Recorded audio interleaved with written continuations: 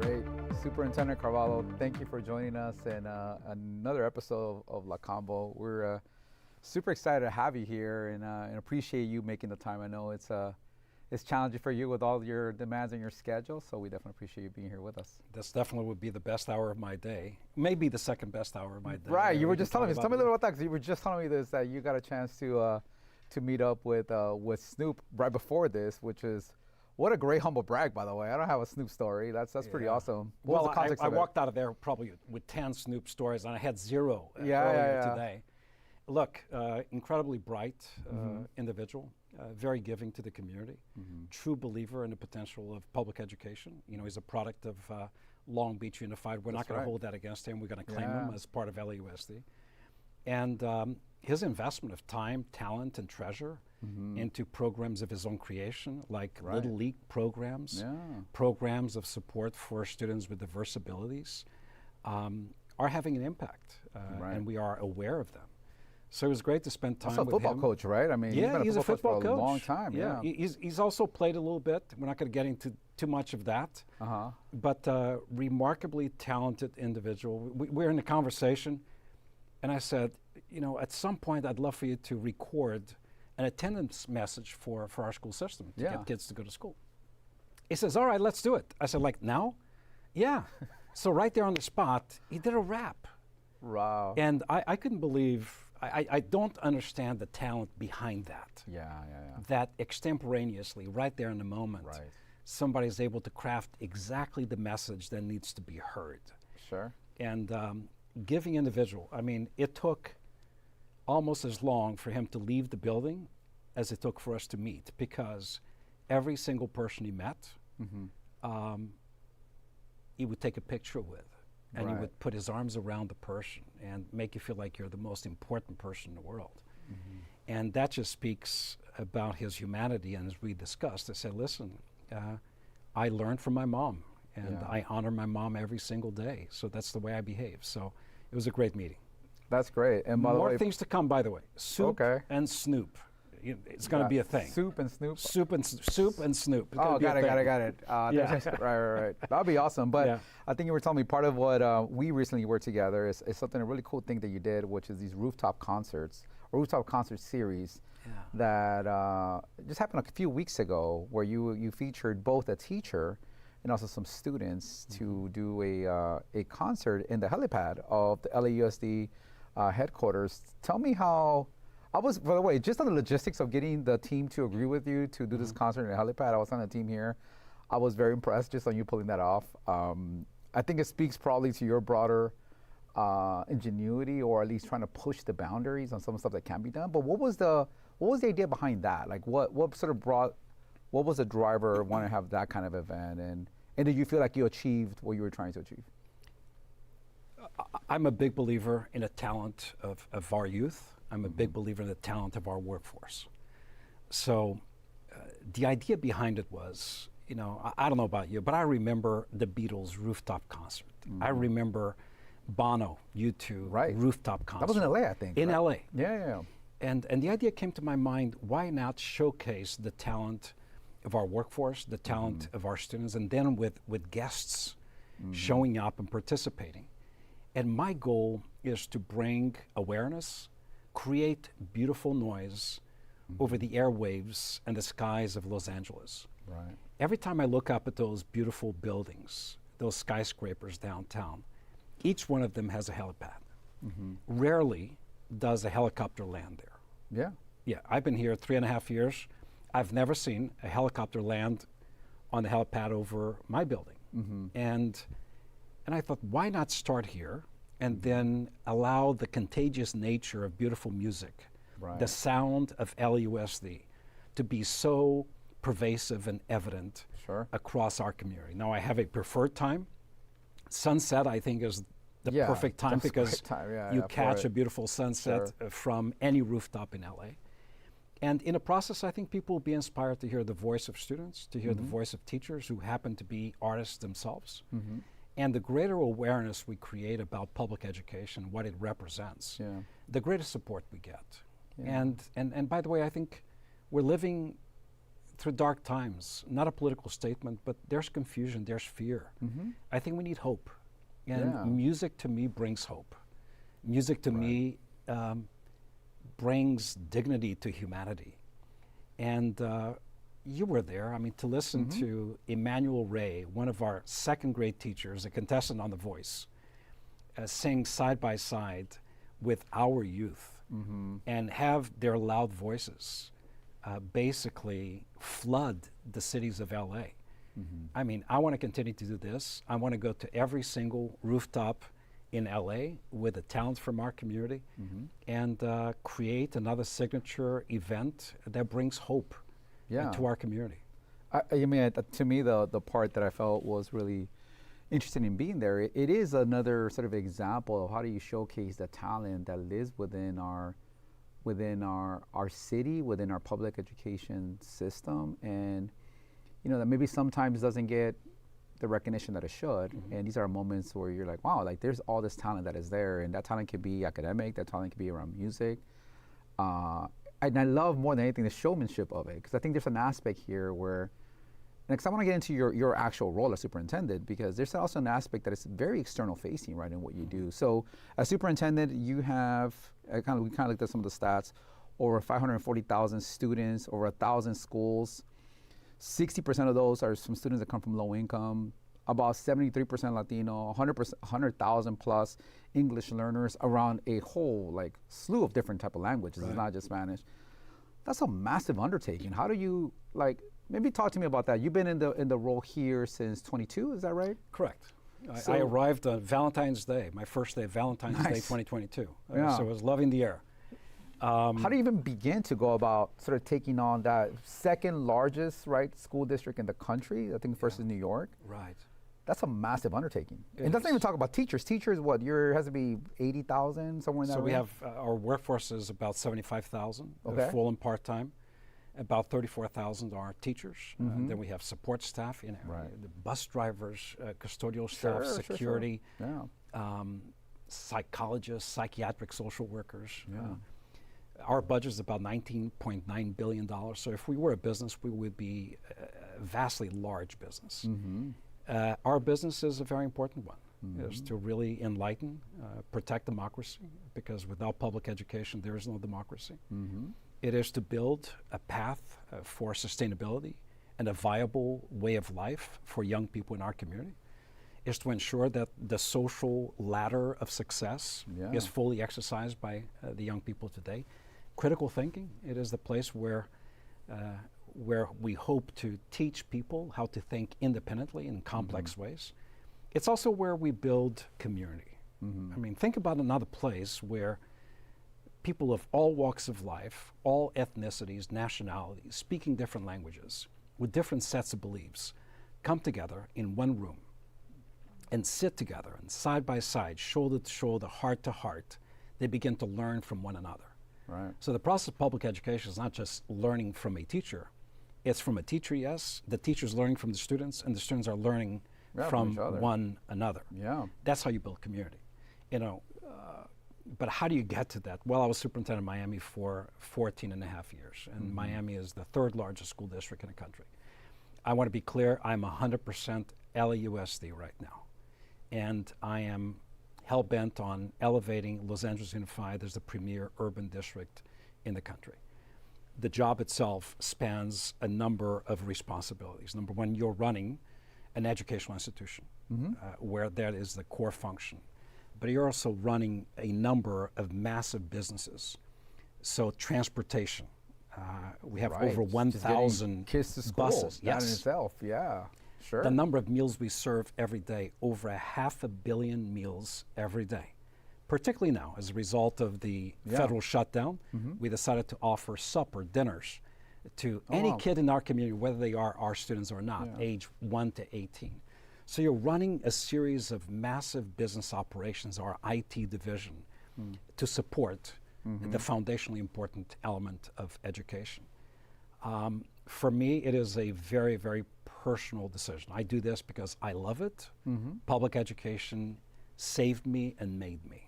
I would not be who I am today were it not for public education. So I would not have gone from an immigrant to this country who was once undocumented and homeless, from living under the bridge to leading the nation's largest school districts, were it not through the power of public education. So the question for me, if it worked for me, and I'm a very unremarkable person, going to your point earlier, knowing the talent that exists in our community, sitting right now in our classrooms, my God, it's got to work for them too. Yeah. That is the source of inspiration that drives me every single day. Well, I will push back that you're not an unremarkable person. I think that you're being very humble, which is okay. But I think your point is a good one, which is with the power that education has and being able to be that accelerant and being able to create that step change and create real opportunity. Because when you look at, you know, what are the levers for really driving economic change for people, education continues to be, if not the number one thing, very high on top of the list. Tell me a little bit about that, though. Where did you grow up? What was some of your stories sort of getting into education? And you mentioned even having a period of homelessness. How was that experience, or how did that come about? Well, I recommend to anybody, don't go through it if you can avoid it. It was tough. Sure. It was difficult. I can tell you, I was born into poverty, a family of 6 kids. Mom and dad together had no more than 6 years of formal education. My father, and I say this proudly, my father was a custodian, my mom was a seamstress. And we grew up in a one-room apartment with no running water or electricity, curtains separating kids from parents. Sure. 2 of my siblings died as a result of lack of access to health care. I'm sorry about that, yeah. And none of my brothers or sister graduated high school. They entered the workforce as I did at the age of 14.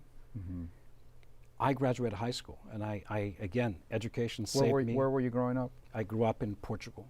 Okay. Son of immigrants to Portugal. My grandmother was from South America, from Brazil, and my father with roots from North Africa.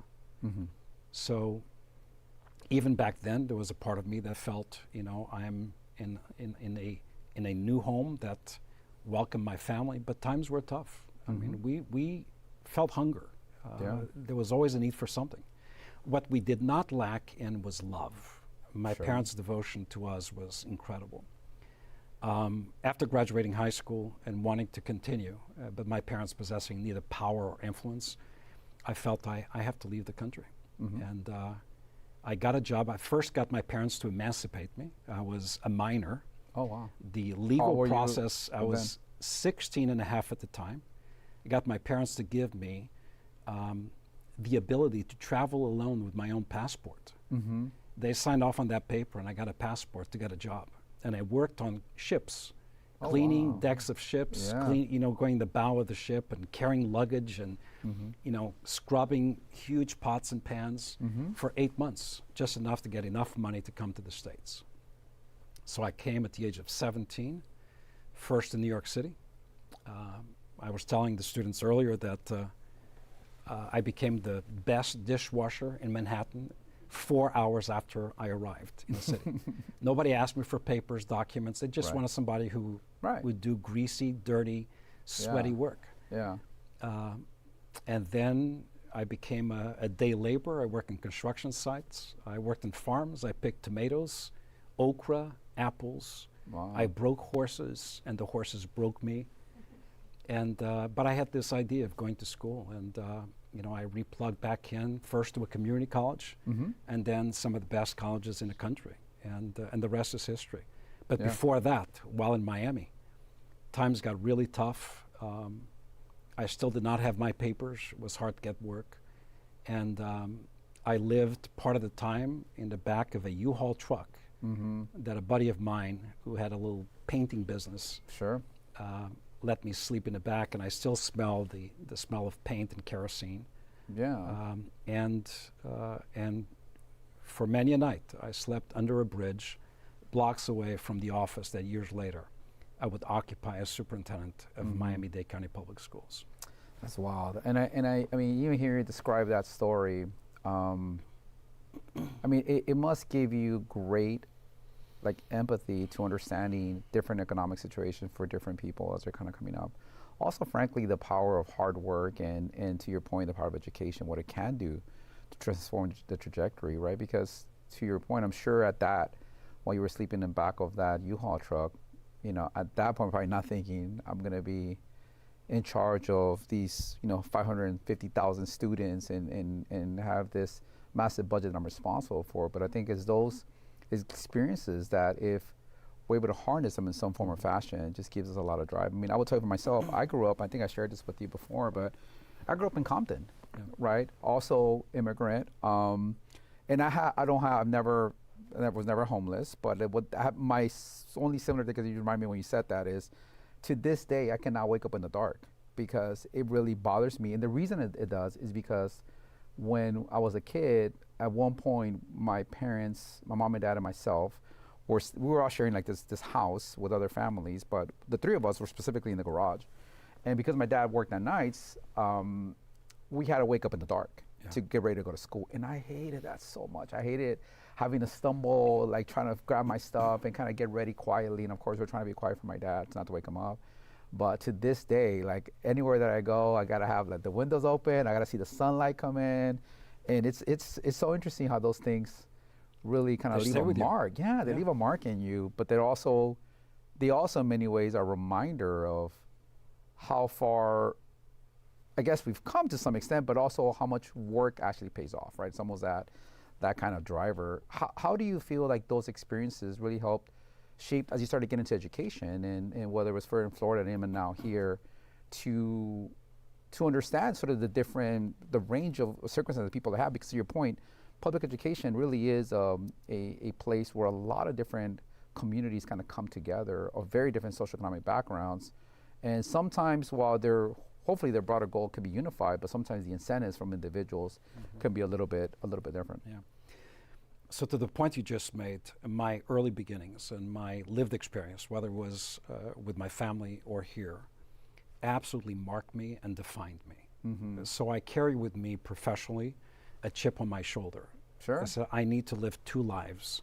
I need to live the life that by my own design I'm destined to live, but I also need to live a life that my brother, sister, my parents were not able to live. And I say this because they had all the talent in the world. Yeah. They were gifted human beings. Much like across America today, sometimes the talent is not detected. Right. It's not a talent deficiency. It's quite frankly an access, an opportunity conundrum. Sometimes, if we're not paying close attention, that talent, that gifted teacher, that gifted orator, that gifted writer or politician, attorney or doctor, will never be discovered because they were not given the opportunity. They did not have access to their own stage where people could see, wow, what talent. So for me, the chip on the shoulder of living this dual existence, my own life, and trying to the best of my ability to represent my family,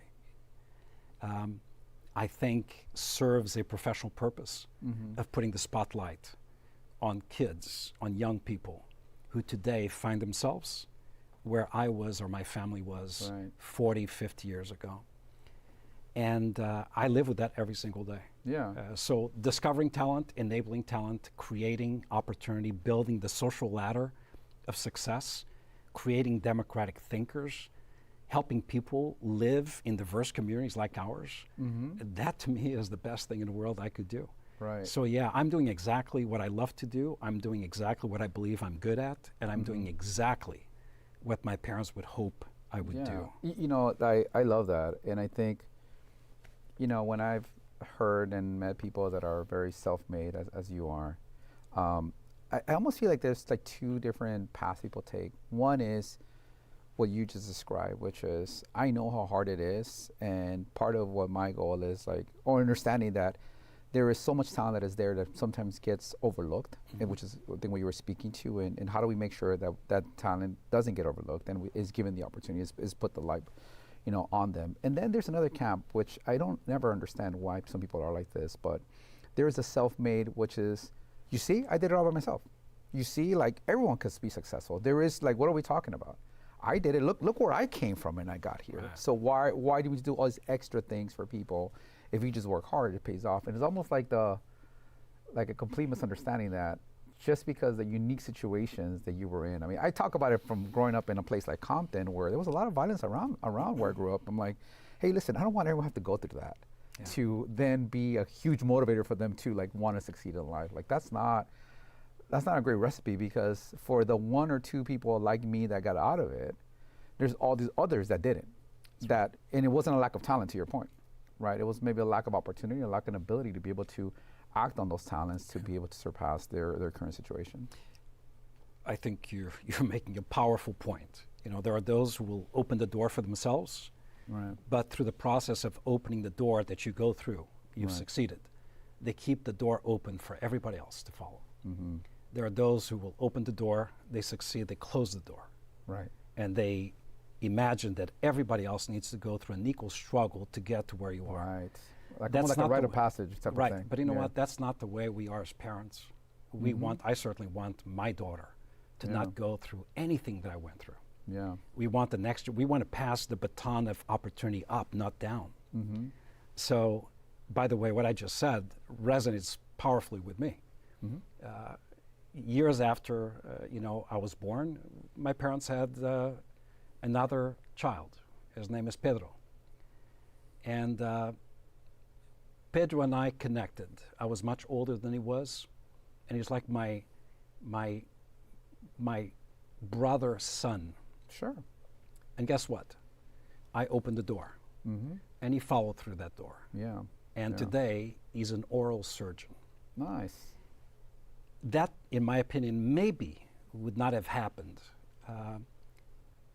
were it not the case that somebody opened the door and says, this is possible. Yeah. That's why the power of education, as I was talking about, that the teacher in the classroom, that principal in the school, when students see representation, I say, you know what, that person made it, and that person speaks like I do, looks like I look, has a similar heritage and background to mine. Maybe I can become that person too. Maybe I can walk in those shoes. And that's another powerful example of what happens in our schools. I have a similar dynamic, but it's my older sister who was that for me. 7 years older, and I've always given her credit. She's the one that for our entire extended, not just my immediate family, entire extended family, she's the one that opened the pathway towards higher education. Like, she was a driven one. She's the one that pulled my brother through, pulled me through. I was the youngest, or I am the youngest of my immediate family. And how many are you? It's three of us. Three of you. Yeah, three of us, and she's 7 years older than me. So she played a little bit of that, of older sister, but also a little bit of second mom, and was the example for me. I studied engineering because she studied engineering. I went to UC Santa Barbara because she went to UC Santa Barbara, right? So, and even though I never actually practiced engineering, but it was a great sort of kickoff point to growing. But how do you take this, or I guess that driver for you of creating those opportunities, creating not necessarily equity, but creating more ability for people to be able to take advantage of those talent? How do you take that, or have you taken that, and apply it towards policy in the way that you think about running a massive organization like LAUSD? So it's very interesting that you would attach policy to education, and but so true. Public education, no matter how you see it, is a combination of, yes, empowerment of young people, but within a context of very politically strong forces, particularly now. Yeah. I mean, I'll give you an example. The federal shutdown has had and could have had catastrophic implications in the lives of students. Why? Look, it is with federal funding that we feed kids. It is with federal funding that we support a lot of the medical needs of students in school. It is with federal funding that we, in part, provide workforce training opportunities.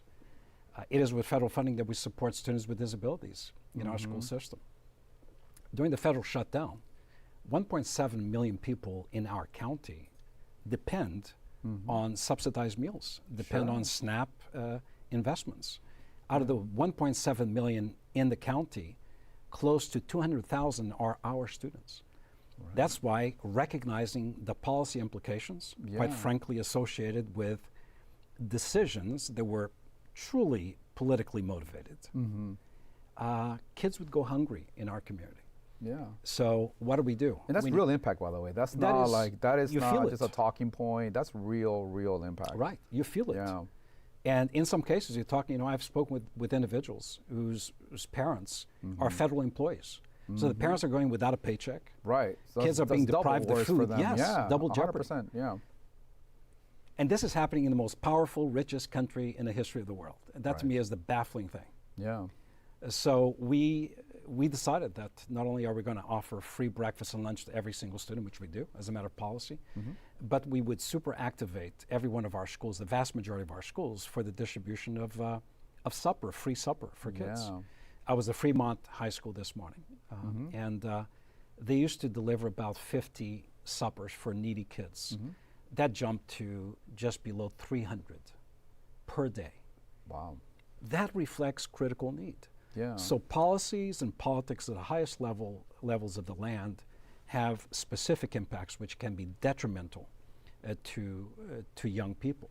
But by the way, and when you're speaking to that, it does make me think about the range of complex issues you have to look at, because you have everything, and I know we'll talk about test scores and getting kids prepared to go to college. But when a kid is hungry, it's like all that other stuff just feels so secondary. When a kid doesn't get a chance to eat and is going a day or 2 days without eating, like everything else is so far away from getting this immediate need done. And I mean, safety, security, and you food, have to water. literally think about all of that entire range, right? Absolutely. Absolutely. So it's not just about reading, writing, and arithmetic. It's about the social emotional well-being, the mental well-being. It's about sustenance, about food. It's about critical health care. A lot of our kids would not have access to health care were it not for the clinics we have in schools. So we are operating a society within society, without which a lot of the critical needs of our students would not be addressed. So politics are pervasive in terms of impact in our schools. Speaking about policies, the current federal position on immigration. Yeah. I would be the biggest hypocrite in the world if I were to turn my back on young people and their parents who today face exactly the same challenge and circumstance I faced 45 years ago. I am them. I am, and will always be, an unaccompanied, once undocumented immigrant in this country. So I know the journey, and I know what the immigrant does because I did it. But these pervasive and punitive policies are having an impact in our school district. When parents are afraid to step out of the house and walk their kids to school, when parents are afraid if one of them, father or mother, may be picked up at work, who's going to pick up the kid at school? So we need to become that intermediary, that calming force of support and protection for the student and the parent. What were some of the things that you looked at right away and trying to implement when that started happening? Because I know you've been very vocal about this, and I think we've covered it as Univision a number of different times, but tell me a little bit more about, like, at that point, this starts to happen. You immediately, I'm sure, thinking about what is going to be the ripple effect to our schools and kids feeling. That's before even thinking that they may even come to a school, just the fear fact that it's happening in the city. Maybe talk me a little bit through that process that you kind of went through. So one of the greatest fears was walking to school. Parents were afraid. So we expanded the number of bus routes to ensure that convenient transportation would be provided. And we allowed any student to hop on any bus ride, whether they would qualify for that route or not. We saw the number of students taking advantage of that increase significantly. Secondly, we expanded virtual education for the benefit of students whose parents really had very, very severe fear of them being out there on the streets. We went beyond that. Through our foundation, which we created a year ago, we created a compassion fund to provide basic food needs, commodities for the parents and kids whose parents all of a sudden could not go to work, they were afraid, but also legal support to parents and students facing these types of challenges. We partner with community-based organizations to support these families. Chidala, Carecing, a number of organizations so powerful in this space. And then we also deployed safe passage entities around schools to ensure that as students were getting close to school, there would be a companion that would support them, armed with walkie-talkies, so that if there is any type of federal action enforcement taking place, we are able to activate a rapid communication system, letting parents and students know before it became really traumatizing. Sure.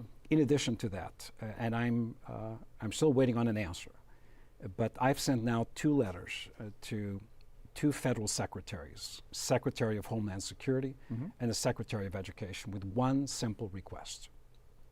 We will be defined for generations to come on the basis of what we're doing today or our failure to take action. So my request was a simple one. Can we at the very least agree to not have immigration enforcement actions within 2 blocks of a school or a daycare center, particularly 1 hour before the school day begins and an hour after the school day ends? Right. Why? To spare the trauma inflicted on both young and old alike. Right. You know, in our country, as you know, Jesus, in Compton, there were no sidewalks for immigrant kids and sidewalks for everybody else. Everybody walks the same sidewalk of hope and opportunity.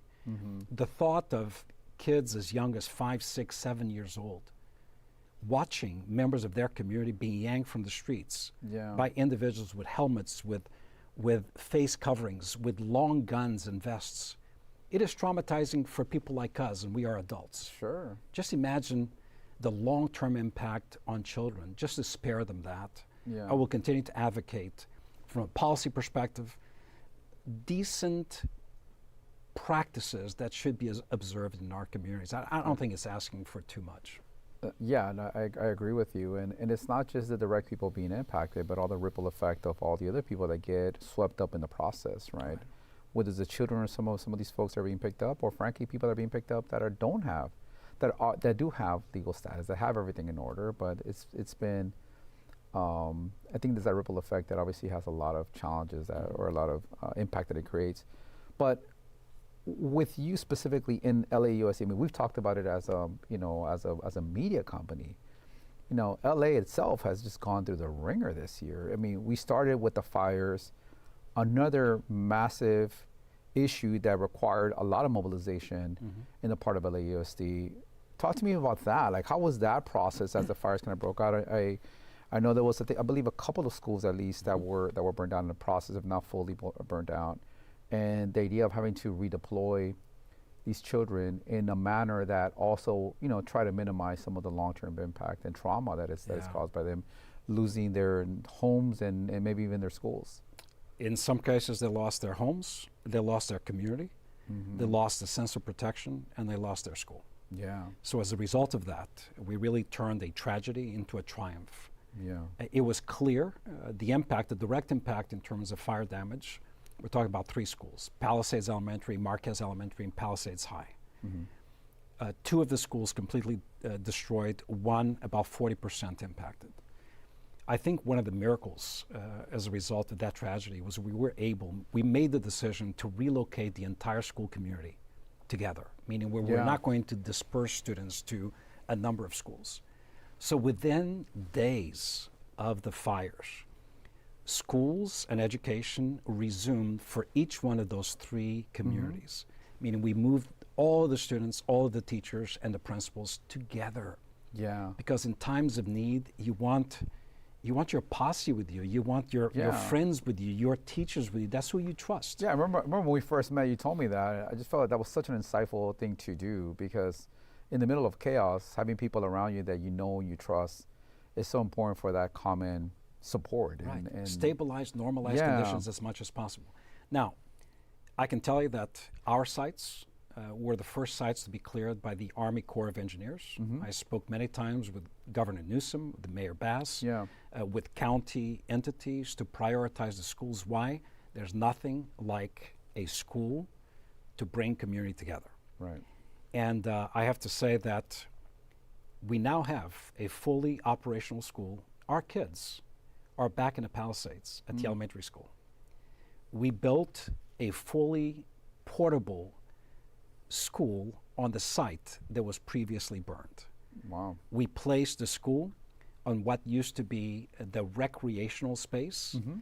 We have now completely removed the debris. We have tested the soil, air conditions, and we already went to market with a request for proposal for the architectural drawings and the engineering for the new school. We committed in excess of $600 million to rebuild all 3 schools. We are on schedule, and we are cutting through the red tape, in my opinion, faster than anyone else. And I'm really thankful to the state of California. Yeah. I'm thankful to the mayor and the county for their leadership in helping us go through that process. But this is proof positive that you know, a little bit of leadership, goodwill, and a degree of expertise can move things fast. And that's exactly what we need. There is no patience within my being to wait until tomorrow for the opportunity to somehow show up to do something right and good by our students or their families. We need to move fast. Yeah, and it makes such a difference, right? Because these are kids that already are going to have some level of trauma. I mean, who knows what they went through when the fires themselves were actually going through, right? So if we're able to create some normalcy for them as quickly as possible, I think it makes a huge difference. Obviously, when you look at the actual challenges that you are faced with as a district and the things that you've taken on, I was going through actually I think it was Ready for the World strategic plan and some of the pillars that you have underneath it, right? Such as post-secondary, right, getting to 70%, literacy, numeracy, social emotional wellness. These are all areas that you've identified that I believe the goal was like, how do we make sure that we're improving against each one of these metrics? Maybe talk a little bit about how you feel where you are, where do you still see a big gap that needs to be sort of tackled? I know there's been a number of things to celebrate in terms of the scoring or testing, but yeah, maybe talk a little bit about that plan and kind of how you feel you're able to progress against that. Eternal gratitude to every teacher in our community, every single support staff member, to the incredible leadership of our principals, the vision of the board, because for 2 years in a row, Los Angeles Unified, this confusing entity that is as beautiful as it is intimidating to many across the country. 2 years in a row, we have delivered academic gains, the likes of which no other district in the country has been able to produce. Last year, we celebrated the fact that in reading, math, and science, we improved across all levels. That by itself is very unusual. Sure. Because when you look at the number of grades, right, the number of disciplines, reading, mathematics, science, across all grades, when you say all grade levels improved across all disciplines at the same time, very, very unusual. Yeah. This year, we repeated that. But this year, we repeated it at a higher level of growth and achievement. Right. So like once is a fluke, twice is a trend, right? Right, exactly right. So we now have a trend. We know what works. Double-digit improvement in terms of distance from standard, which is a way of measuring where students are, where they need to be the distance. So the rate at which they improved, double-digit in number of points. And by the way, this was not just a specific grade level, across the board. I know it's a lot that it takes to do that, but if you were to try to narrow it down to 2 or 3 things that you think have made the biggest difference in creating that trend, what do you say they would be? I think the district has reached a level of coherence where what needs to be taught in alignment with standards is well known by our workforce. Secondly, our ability to really have our eyes on the data, not waiting until the end of the year to know whether or not the approach is working. We are data informed, not data driven. So we know within the first month or so of the school year how students are progressing, and we can pivot and recalibrate and change direction very, very quickly. In addition to that, I brought closer to me the historically low-performing schools in the district, about 121 schools. We call them the priority schools. I spend probably 2/3 of my time with those schools. I meet with the principals quarterly. We look at all kinds of data points, attendance, critical incidents happening in the schools, reading, math performance. Everything that can be looked at, we pay attention to, and we problem solve for those schools very, very quickly. In addition to that, I think we made good investments in terms of technology, in terms of platforms for students that are ubiquitous throughout the school system. I also believe that we brought some degree of stability. Our board is a good board, that despite their differences of opinion on some topics, they really keep the main thing the main thing. And that's pretty unheard of for boards of large urban districts, where usually the level of discord is very, very pervasive. So that's how we got to where we are. But you know what? A lot of hard work, expert work on the part of the workforce that delivered something big. Yeah. Governor Newsom was here for 3 press conferences within a week and a half. The state superintendent of instruction. Why? Because success, everybody wants to have a piece of it, right? Yeah, of course. Success has many parents, you know, failure is an orphan. Nobody shows up to that party. And when I say this, not only did we improve significantly, I had made a promise to the community that we would reach pre-pandemic levels within 2 years of implementing the strategic plan. Not only did we meet pre-pandemic achievement levels, we surpassed them across all grade levels, all disciplines, by all subgroups. That's great. And then the most impressive thing is we established the highest level performance in all areas in Los Angeles Unified.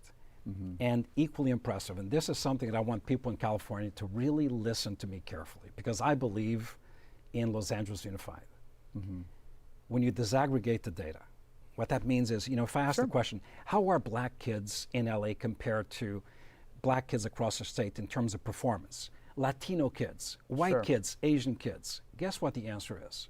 Our black kids, Latino kids, Asian kids, actually all subgroups outperform their state's counterparts.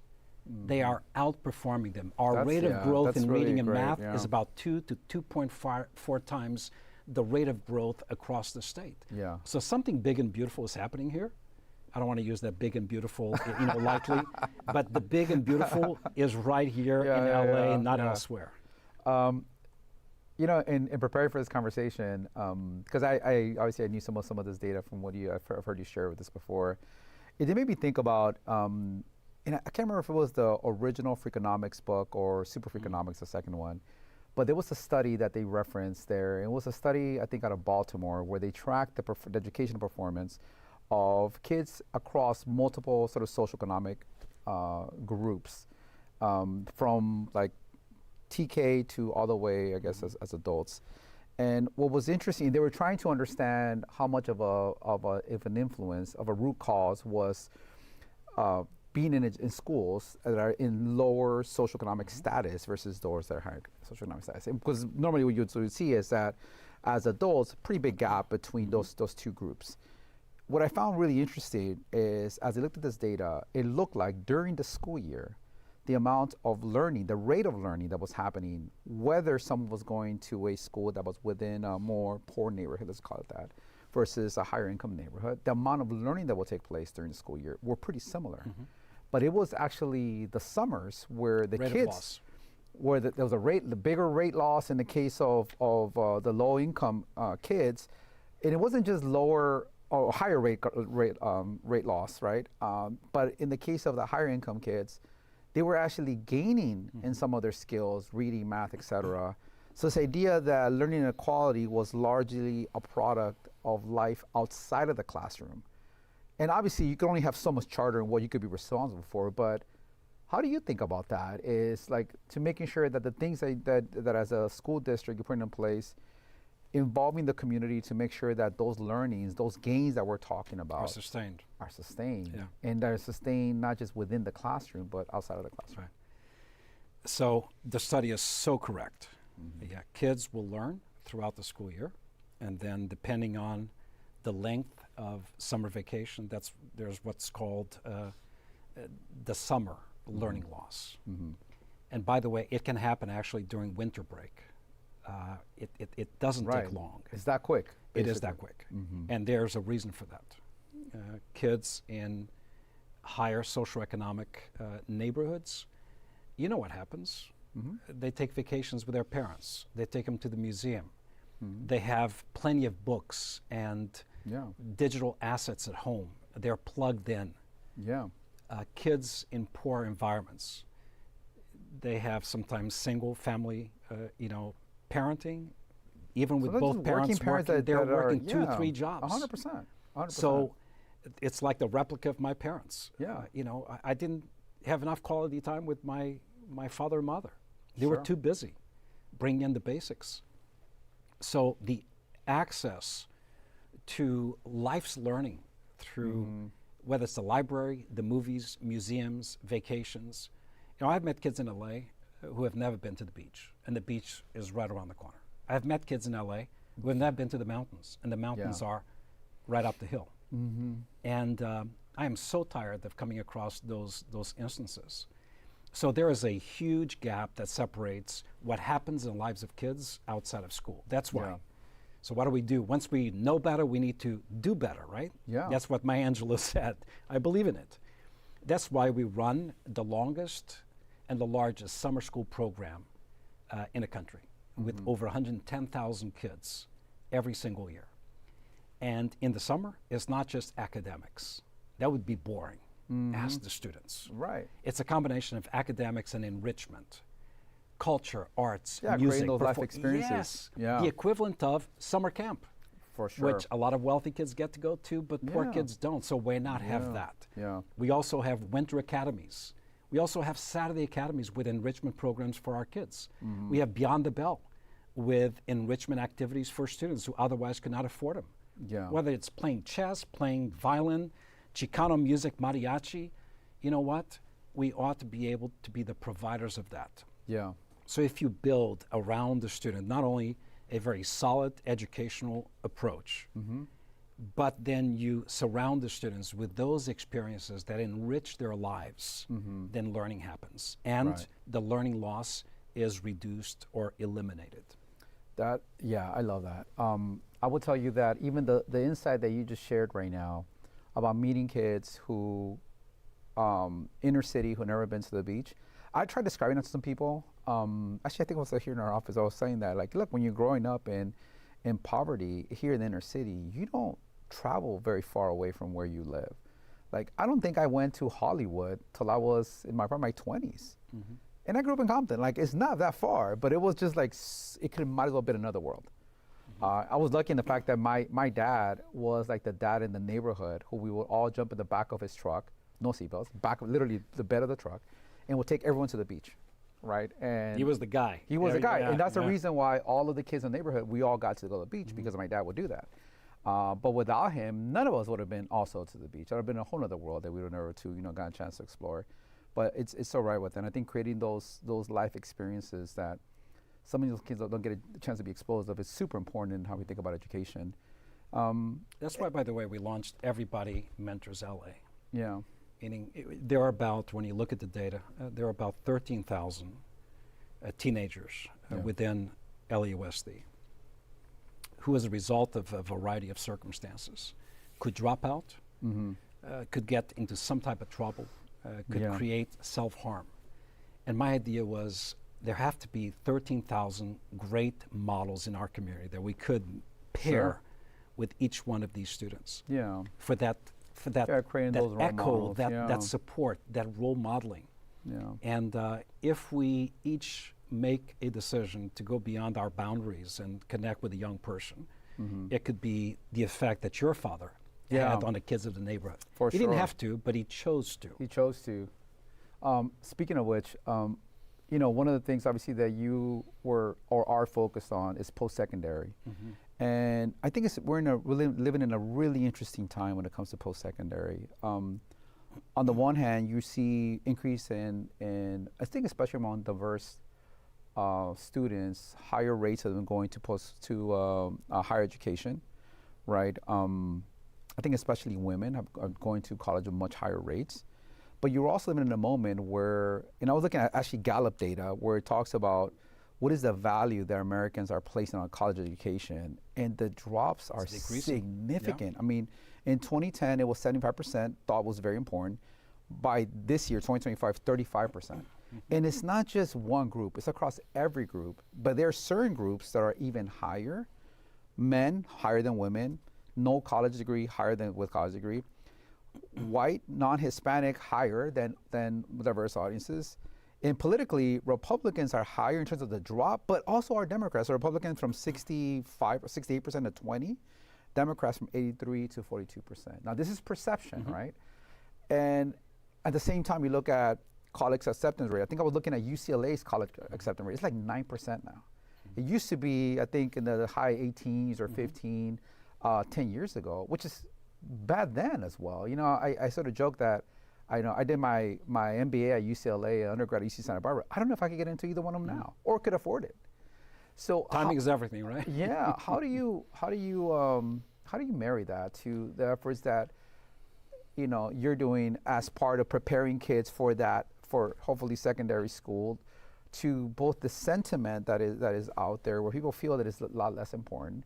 There is technology influences as part of that. There is a challenge with AI that is impacting more white-collar jobs maybe ever before, to still keeping kids both motivated and maybe breaking through some of those perceptions that people may have. There are a number of forces that are simultaneously coming together. Number one, the concept of go to school, learn a trade, or get a college education. You're going to get a job, you'll retire from that job. No longer the case. 100%. You will switch industries, jobs, positions, companies very, very fast. That is a reality that is so universal today. Secondly, I think we would all agree, and this is not a political statement, that politics have influenced America's perception of universities, what universities do. Yeah. And I think that is having an impact. That explains the way, or the reason as to why disproportionately Republicans think less of post-secondary education, particularly targeting universities. Yeah, but Democrats do it's half of them now. So that's my point. Is yes, it's more, but it's across the board, like every group, and it's a challenge. Sure, I think another important point to consider is I think young people today are very aware, and they look at their parents, how they achieved success. They look at themselves. They ask questions, and the reality is, I know a lot of people who went through 4 years of collegiate education, or even 6 years. They got out of there with a master's degree. And then they're not able to land a job that honors their training. Yeah. I'll speak for teachers themselves. Yeah. Okay, teachers should be and need to be, and I'll do my very best, considering all the restrictions and the conditions, economic conditions in Los Angeles and across the state and the nation, to do the very best for them. But is it plausible? Should it be acceptable that a teacher goes through the training they need to go through, and then they get a job where somebody without any college education, right, having learned a trade, can more than double their earning potential? Yeah. And nothing wrong with that, but there's something still wrong with it. Right. Right. There's a disconnect there. Yeah. There's a disconnect there. Yeah, so for sure. what we value of society and how we compensate people is having an impact on young people. Yeah. In addition to that, I think young people, as I said, they're very aware, and they're discovering that there are ways of acquiring a critical skill set that is profitable and compensates them adequately. Yeah. There's a certain urgency with today's youth that says, I don't want to postpone my happiness. I want to do something right now. Sure. That's why, as an educational institution, we're shifting somewhat. Number one, I was never a fan of this motto across America that everybody's going to go to college. Yeah, I want every student to have an opportunity to go to college, but there are some students who, for, let's say, economic reasons, they can't. Yeah. There are some students who just don't want to go to college. They want to go to work right away. There are some students who would like to go to college, but it's a proposal that they need to delay somewhat. So that's why we are making huge investments now. And by the way, the country itself is recognizing that in career and technical training. Yeah. No one should leave high school just with a high school education. Everyone needs to have a 2-for-1 for everyone. Yeah. A high school diploma, an industry recognized certificate, or, as is the case in many of our high schools, an AA degree, a number of college credits to allow them to accelerate their journey. Again, they're aware, they're smart, they're doing things faster, at a faster timing than our generation. Yeah, no, I think that's a good point. And I think maybe the bigger point is, at the end of the day, what's most important is to encourage students to be always learning. Because you could be learning through experience, you could learn through education and creating those kind of pathways. But before we wrap up, I wanted to get to, so today we have, it's a special episode as well, because we have the students from Harvard Teacher Prep Academy, who I had the pleasure to meet, and their principal, Ms. Principal Douglas Montoya, in a Principal for a Day, which is a program that you have. And prior to coming here, asked them to send questions. So we may never get to all of them. And maybe I just do one of them. Let me buckle up. Yeah, no. Actually, I love this question because this is the kind of thing that I think is is great to sort of talk about. So Ryan Gwynn asked a question, which is, what's something people often misunderstand about your job? That all we do is educate. That basically I spend my time, consuming and providing guidance specific to English language arts, science, social studies, etc. When, as we discussed, we're really operating a massive organization that addresses critical needs of students that can go way beyond the schoolhouse. Can deal with immigration, can deal with food insecurity, can deal with homelessness, can deal with abuse. The schoolhouse is where we detect all of that. So I think sometimes people think that's an educator. Yes, an educator that carries on her shoulders an immense responsibility that transcends just teaching and learning. Yeah, what it takes to educate is a lot more than simply just what's in the books. I like to always finish with two questions. One is around like lessons learned, but I'll default that one instead of using it to the question from Charles de los Santos. And he asked the question, what advice would you give to student leaders who want to make a real impact in their schools? My advice is simple. Know exactly who you are, know what you love, advocate. Develop a skill set that makes you immune to the challenges and the tests they'll have to go through in life. So pick one cause, one important cause. If you try to be all things to all people, you'll probably be very little to everyone. So if you're passionate about the cafeteria food,